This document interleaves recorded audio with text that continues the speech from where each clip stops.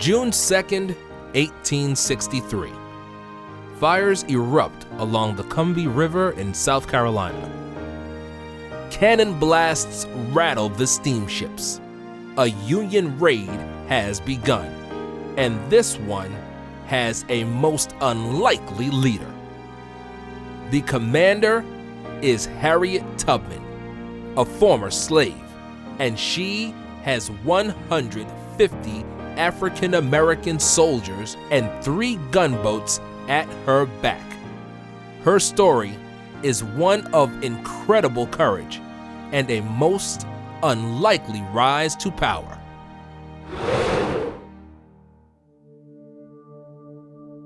(1822) Harriet Tubman was born into slavery on a plantation in Maryland, and she started work there when she was just a toddler.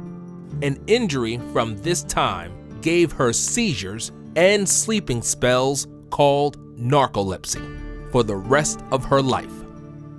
But they didn't crush her will. Later, the plantation owner threatened to split up her family. Harriet, now in her mid-20s, decided to escape. She fled alone into the wilderness and crossed marshes, thick woods, and streams. Harriet relied on the North Star to show her the way. A secret network of sympathetic people and hiding places, known as the Underground Railroad, helped Harriet make it to Philadelphia. Finally, a place where she was recognized as a woman and not a slave. But everyone she loved was still on the plantation. So Harriet did the unthinkable. She turned back to save her family. Harriet made 13 missions into Maryland and saved more than 70 people from the horrors of slavery. She rescued family, then friends, and then strangers.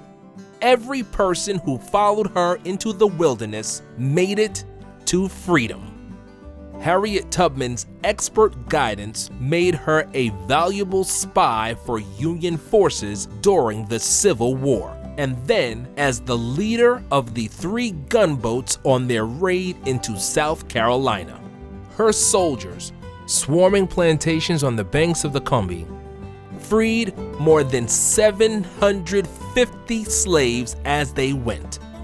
In her words, "I've never seen such a sight." Harriet Tubman was the first woman to lead an armed force in the Civil War, and she will always be remembered as an American hero.